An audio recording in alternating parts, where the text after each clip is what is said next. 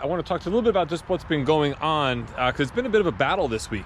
I've had one battle it's still ongoing, between a Silverado and a Dodge Ram, and I'm having a ton of battles with the discontinuing of the Cruze. So here's a Cruze. Picture you have one of these, you're paying anywhere from, $200 to $260 a month. You're in a 2016 or a 17, something like that, and you want just another car to replace the one that's coming due. And the problem is, they don't make the car anymore. You just can't get it.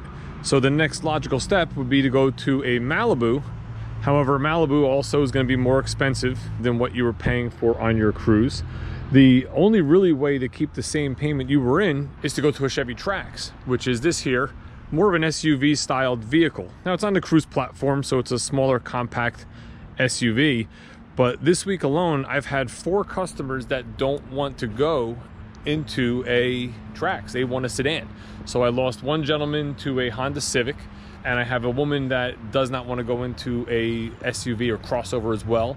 So she's looking at some Nissans and some things like that. The other battle I'm having, and I say the term battle loosely, this is really just negotiating back and forth, is on this Chevy Silverado here. Now this was an interesting situation. We have what's called the lease conquest rebate, right? So if you have a non-GM leased vehicle, you get extra money off if you buy a Chevrolet. It's a rebate that they've used month to month. It's ongoing now until July 1st. Now, what I learned this month, which I never knew before because this never come up, that non-GM leased vehicle, you have to have that for a 30-day period of time. Generally, we don't hold vehicles here. If you're ready to buy the car, you buy the car. If you're not, or if you need a day or two to get banking together or something like that, no big deal, we'll hold the car for that. In this case, we've been holding this vehicle for about 2.5 weeks. And the reason being is the client's family member purchased, or leased, I should say, a non-GM vehicle on May 21st. So we couldn't do anything with this deal until June 21st. He didn't want to lose the truck. So we took a deposit, we wrote the whole deal, we put everything together. Well, in that time, he started shopping around a little bit and he shopped at Dodge. Dodge Ram is currently eating our lunch. They are cheaper than us, on leasing. So he basically got a lease structure on a 2019 Ram Bighorn, which if you compare both deals, they're basically identical, except we need $1,500 more down to be at the same payment, same structure across the board, mileage, term, everything. We're $1,500 more expensive.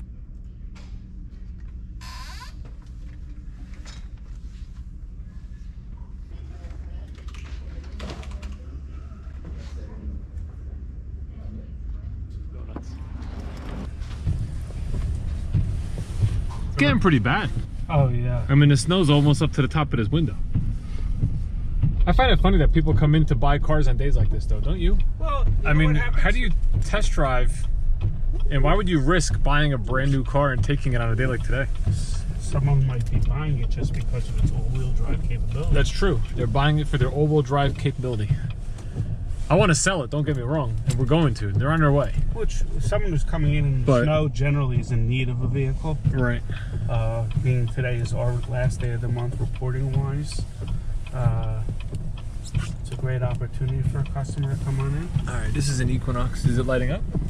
Drag car? No, regular one. This is our storage lot, which is around the corner. Give us plenty of room to put all our excess vehicles. Does it sit right here? No. I'm hitting the button. There it is. There it is. All right, you good. didn't bring something to clean it. It's all right. Want to use my glove? No, it's all right. Sure? Yeah. Thanks, sir. You want me to wait with you? No, I'm good. Let's make sure it starts. I'll tell you what. We can use a remote start. Yeah, you want to let it warm up a little? We're good. No, I'm good. Thank you. Sure.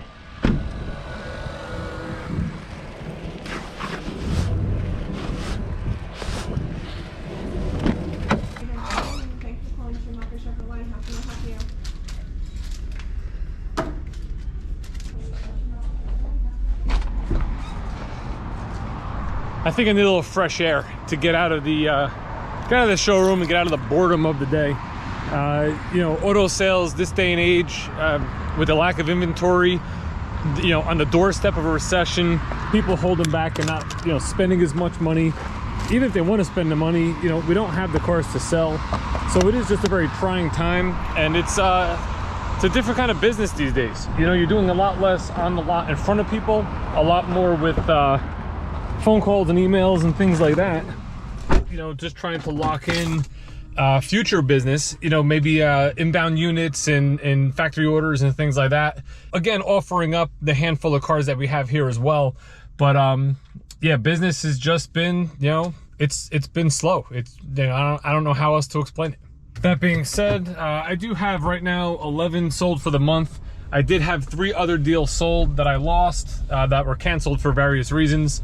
And I also had what I thought was gonna be 4 factory order and inbound sales arriving. 1 Tahoe and 3 Traverses. None of them showed up.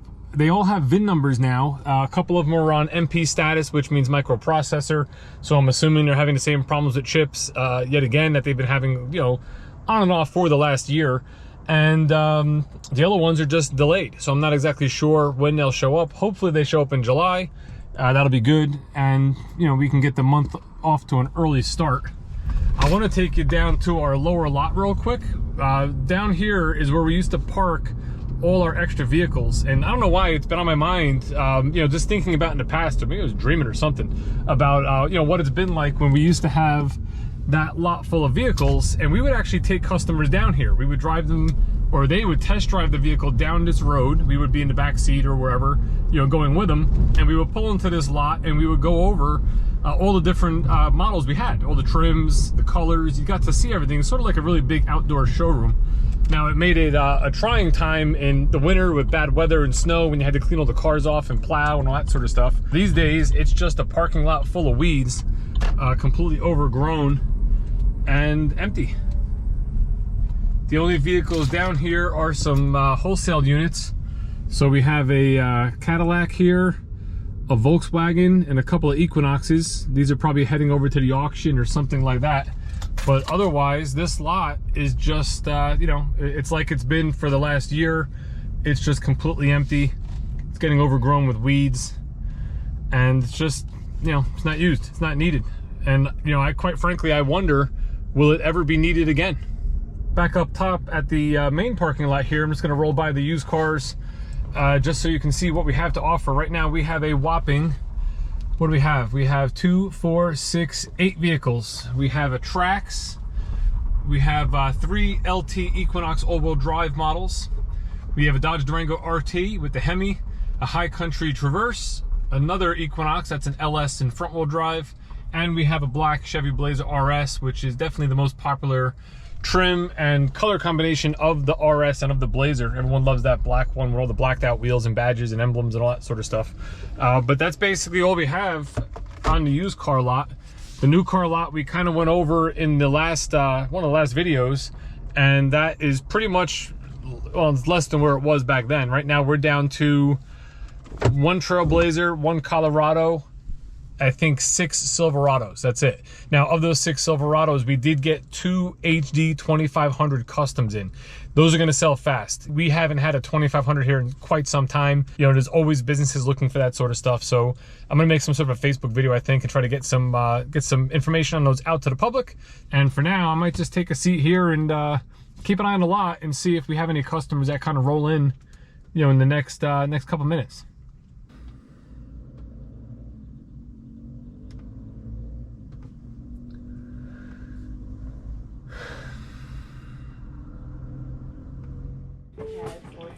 Available salesperson. I made it. Rob was close that time. Eddie wheeled out in front of me. I just took a whole bunch of pictures of this car. We already had it in our system, so he saw it online. The gentleman's from out in New York. It just showed a stock photo, which was a blue car. We just had like basic info, the VIN number, the fact that it was red, tan interior, the mileage, stuff like that. So I'll take a bunch of photos. I'm gonna get some stuff emailed over to him. Let's start her up.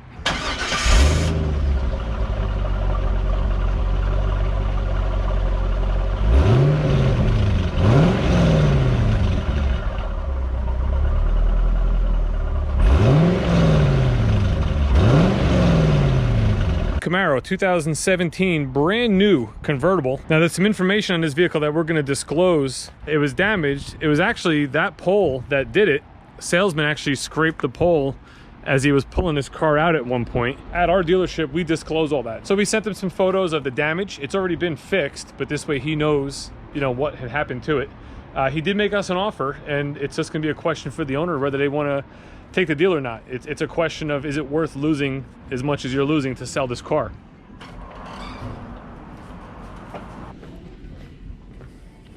Well, ladies and gents, we're going to sort of just end this dream sequence here. This was an idea I had. I'm just like, you know, dealership life is way different these days. There's a lot less going on. When you go back to my dealership life playlist and look at the videos from like 2019 and early 2020, it's amazing the difference. The amount of people coming in, the amount of conversations, the amount of deals you can work.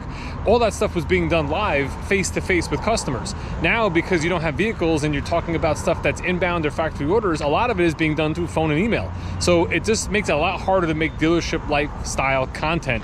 So I just had an idea today just to kind of reintroduce some of those videos from back in the day, give you a glimpse of what the lot used to look like. You know, so if you're newer to my channel, you didn't watch those videos, but you want to see what they were all about, go to that dealership life playlist and watch some of that stuff from 3 years ago. It's quite a bit different, and it's very interesting to see. Anyway, thanks for watching this video, and I'll see you in the next one. I got some ideas that I should be putting up maybe right after the 4th of July weekend, because we are closed for 4th of July, which is pretty rare, and I have Tuesday off. So, you know, basically I have Sunday, Monday, Tuesday. I got a nice 3-day weekend coming up, and I'm looking forward to it.